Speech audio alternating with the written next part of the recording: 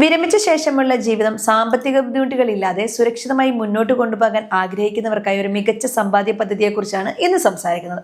കേന്ദ്ര സർക്കാർ നേരിട്ട് നടത്തുന്ന സീനിയർ സിറ്റിസൺ സേവിംഗ് സ്കീം. ഇതിനെക്കുറിച്ച് എല്ലാവരും അറിഞ്ഞിരിക്കണം.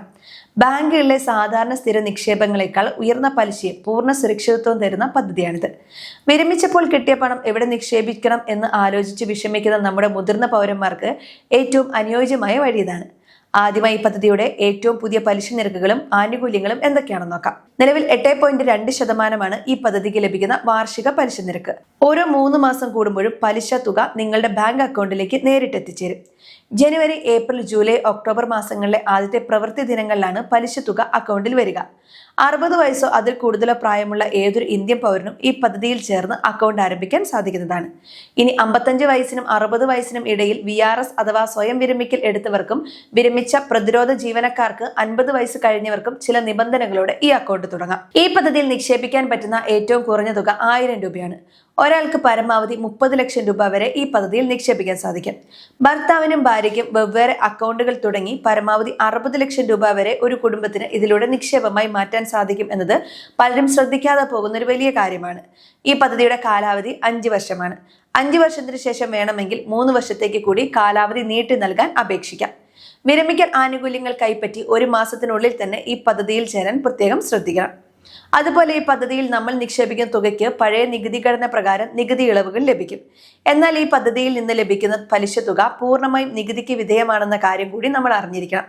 മുതിർന്ന പൗരന്മാർ ഈ പദ്ധതിയിൽ ചേരുമ്പോൾ വരുത്തുന്ന ചില പ്രധാന തെറ്റുകൾ എന്തൊക്കെയാണെന്ന് ഇനി പറയാം. പലരും വിരമിച്ച് കിട്ടുന്ന തുക മുഴുവൻ ഒരുമിച്ച് ഈ പദ്ധതിയിൽ കൊണ്ടുപോയി നിക്ഷേപിക്കും.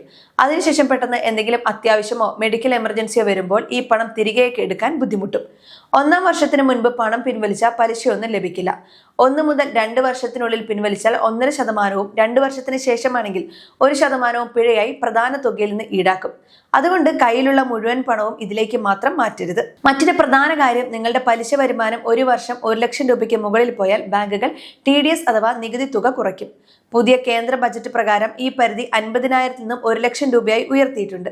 അതുകൊണ്ട് നിങ്ങളുടെ മൊത്തം വരുമാനം നികുതി പരിധിക്ക് താഴെയാണെങ്കിൽ TDS ഒഴിവാക്കാനായി എല്ലാ വർഷവും തുടക്കത്തിൽ തന്നെ ഫോം 15H കൃത്യമായി പൂരിപ്പിച്ച് നൽകാനും മറക്കരുത്. സീനിയർ സിറ്റിസൺ സേവിംഗ് സ്കീം അക്കൗണ്ടുകൾ നമ്മുടെ നാട്ടിലെ പോസ്റ്റ് ഓഫീസുകൾ വഴിയോ പൊതുമേഖലാ ബാങ്കുകൾ വഴിയോ വളരെ എളുപ്പത്തിൽ തുടങ്ങാം. പാൻ കാർഡ്, ആധാർ കാർഡ്, പ്രായം തെളിയിക്കുന്ന രേഖകൾ, പാസ്പോർട്ട് സൈസ് ഫോട്ടോ എന്നിവയാണ് ഇതിനായി ആവശ്യമുള്ളത്. കേന്ദ്ര സർക്കാരിന്റെ പലിശ നിരക്കുകളും വ്യവസ്ഥകളും സമയത്തിനനുസരിച്ച് മാറുന്നതിനാൽ അക്കൗണ്ട് തുടങ്ങുന്നതിന് മുൻപ് പോസ്റ്റ് ഓഫീസിലോ ബാങ്കിലോ നേരിട്ടെത്തി വിവരങ്ങൾ ഉറപ്പുവരുത്തുക. അക്കൗണ്ടുകളുമായി ബന്ധപ്പെട്ട OTPകളോ രഹസ്യ നമ്പറുകളോ ആരുമായും പങ്കുവെക്കരുത്. വിരമിച്ച ശേഷമുള്ള ജീവിതത്തിൽ കൃത്യമായ ഇടവേളകളിൽ മുടങ്ങാതെ വരുമാനം ഉറപ്പാക്കാൻ ഏറ്റവും സുരക്ഷിതമായ മാർഗമാണിത്. കൃത്യമായി പ്ലാനിങ്ങോടെ നിക്ഷേപം നടത്തിയാൽ സാമ്പത്തിക ഭദ്രതയോടെ മുന്നോട്ട് പോകാൻ സാധിക്കും. ഈ വീഡിയോ ഉപകാരപ്പെട്ടുവെങ്കിൽ മറ്റുള്ളവർക്ക് ഷെയർ ചെയ്യുക. സംശയങ്ങൾ കമന്റായി ചോദിക്കാം.